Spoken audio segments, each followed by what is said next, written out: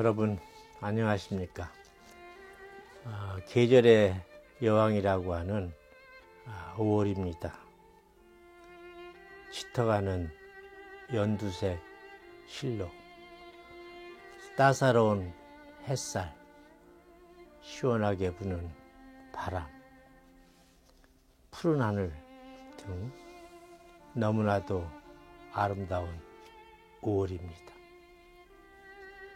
그런데 살아생전에 이 아름다운 5월을 몇 번이나 맞이할까를 생각하면 괜스레 숙연해지고 우울해집니다.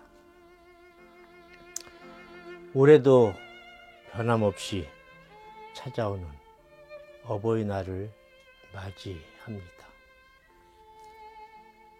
근데 세상이 급속히 변해서 그런지 사는 것이 힘들고 고달프며 가정과 가족이 빠르게 해체되어서 그런지 자식 역할, 부모 역할 하는 것이 참으로 힘든 세상입니다.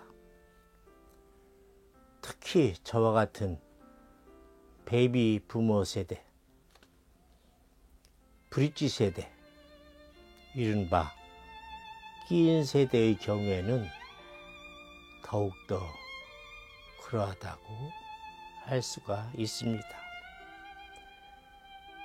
오늘날 유교에서 가르치는 효의 덕목을 말로 하기에는 너무나 쉽지만 몸소 실천하기란 여간 어려운 일이 아닙니다. 미국의 극작가 유진 오닐은 그의 가족사를 담은 밤으로의 긴 여로라는 자전적 극작품을 피와 눈물로써 썼다고 고백하고 있습니다. 그런데 어찌 이 고백이 오닐에게만 한정될 수 있을까요? 이 세상의 모든 부부들에게 그러하듯 이 세상 모든 가정에도 외부로 실체가 잘 드러나지 않아서 그렇지 나름대로 크고 작은 문제들이 있습니다. 하지만 부부의 문제나 가정의 문제는 당사자가 아닌 아웃사이더로서는 이해하는 것이 여간 어려운 일이 아닙니다.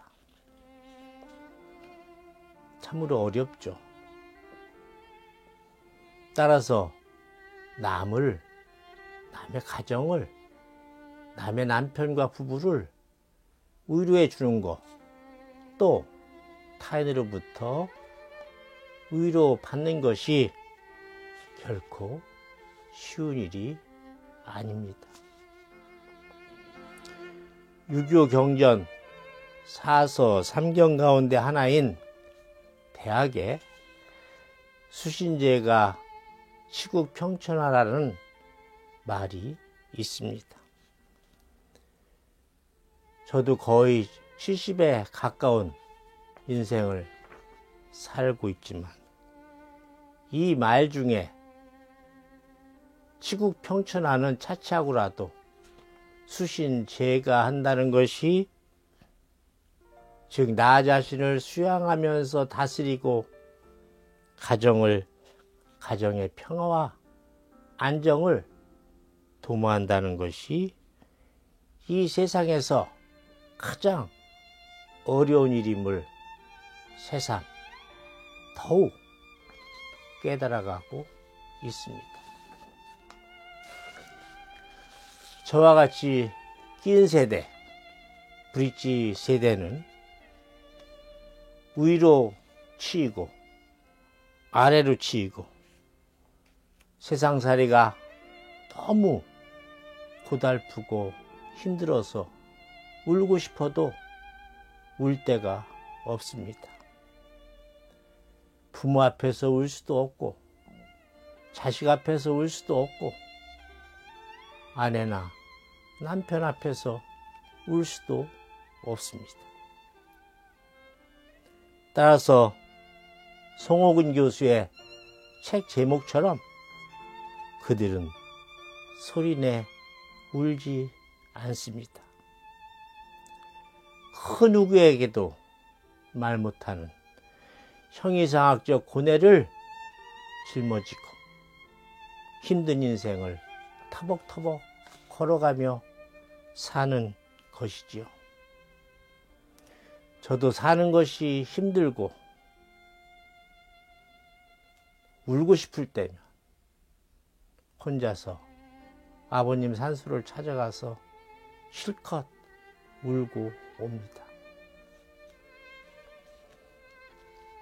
아직 수양이 덜 돼서 제 앞가림도 못하는 제가 감히 효의 문제, 가정사의 문제를 이 방송에서 언급하는 것이 제 능력 밖의 일이라 생각이 돼서 오늘 이 방송에서는 아버지 그리고 어머니라는 시 두 편을 낭송해 드리면서 제 방송에 가름하고자 합니다.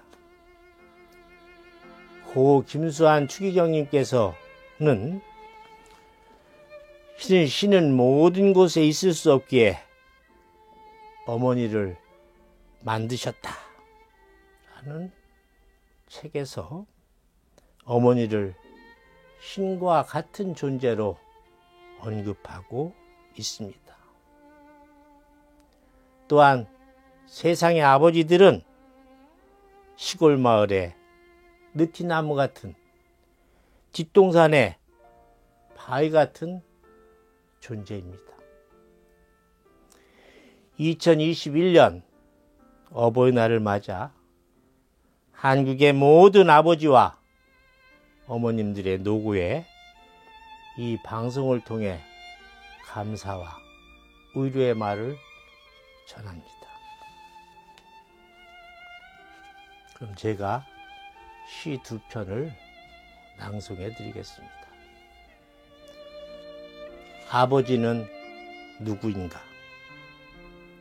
아버지란 기분이 좋을 때 헛기침을 하고 겁이 날 때 너털 웃음을 웃는 사람이다.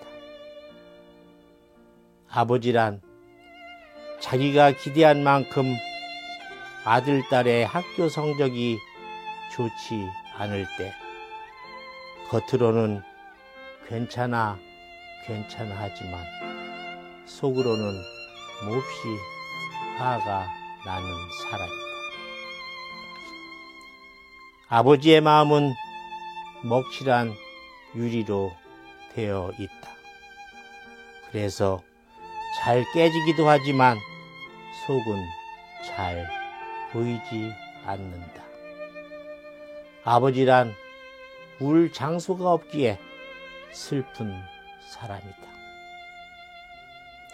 아버지가 아침 식탁에서 성급하게 일어나서 나가는 장소는 즐거운 일만 기다리고 있는 곳이 아니다.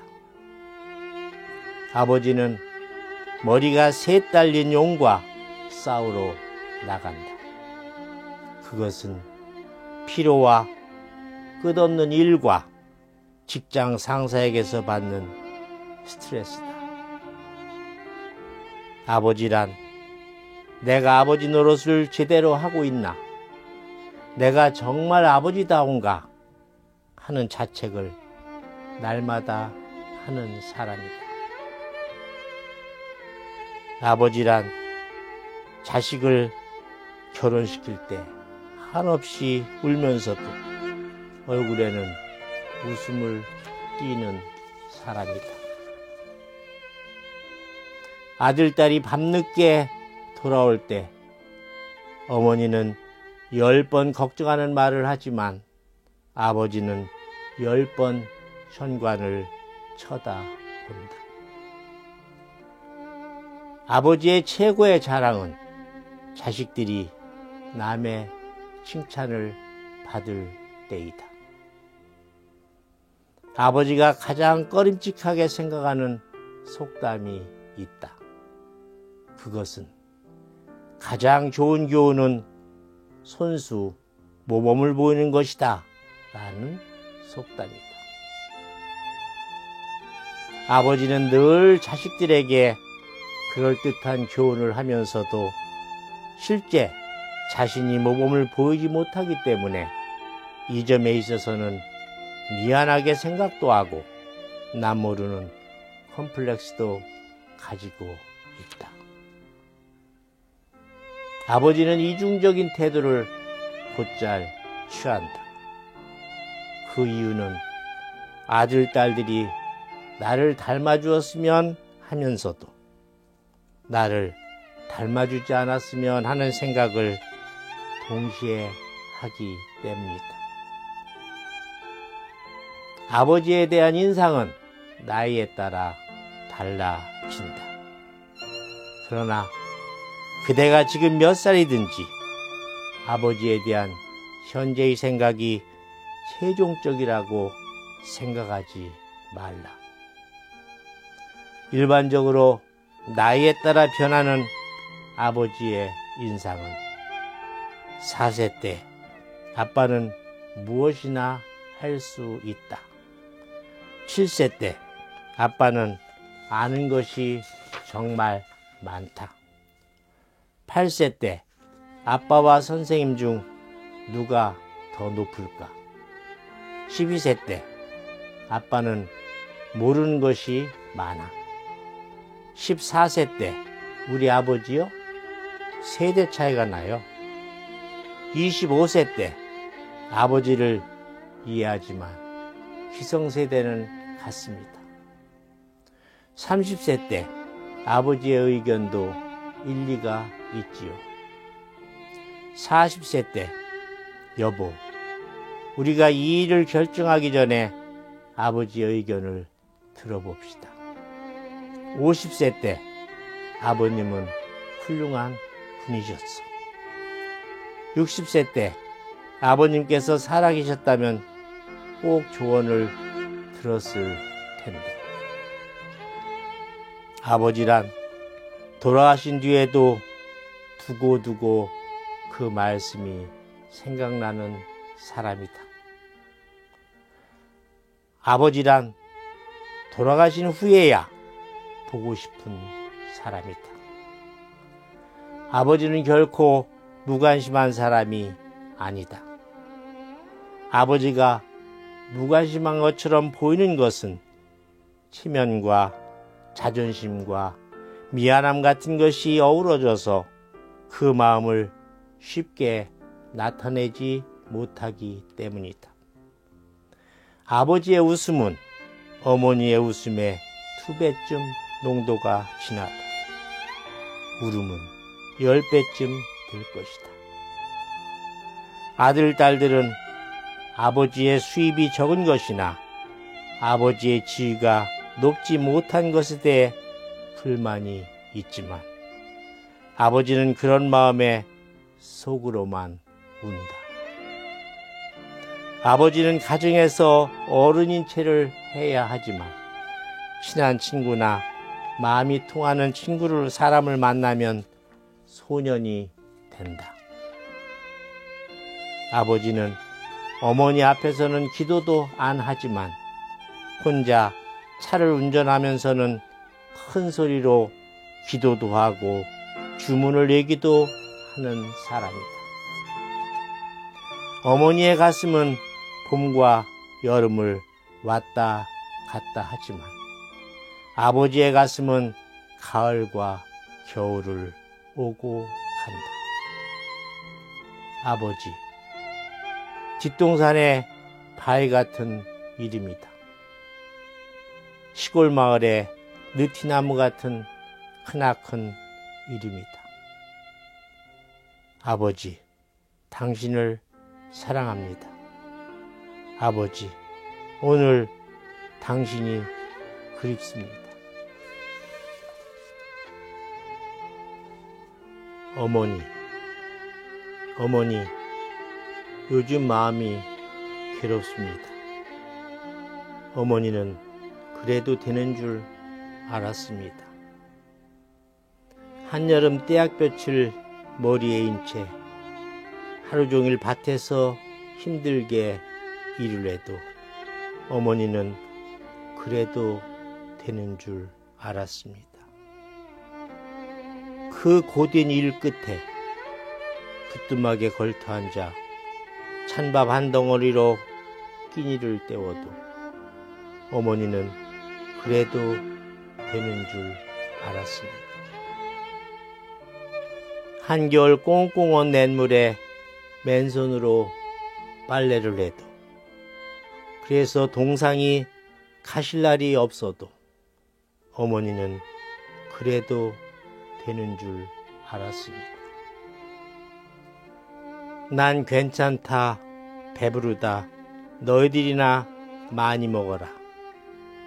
더운 밥, 만난찬, 그렇게 자식들 다 먹이고 숭늉으로 허기를 달래도 어머니는 그래도 되는 줄 알았습니다.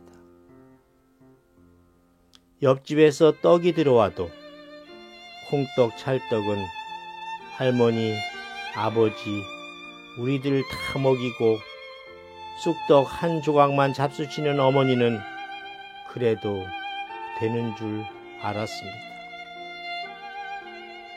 첫 닭이 울 때까지 길쌈 마시고 언제 일어나 방아 찧어 밥 지어 놓고 학교 가라 깨우시는 어머니는 그래도 되는 줄 알았습니다.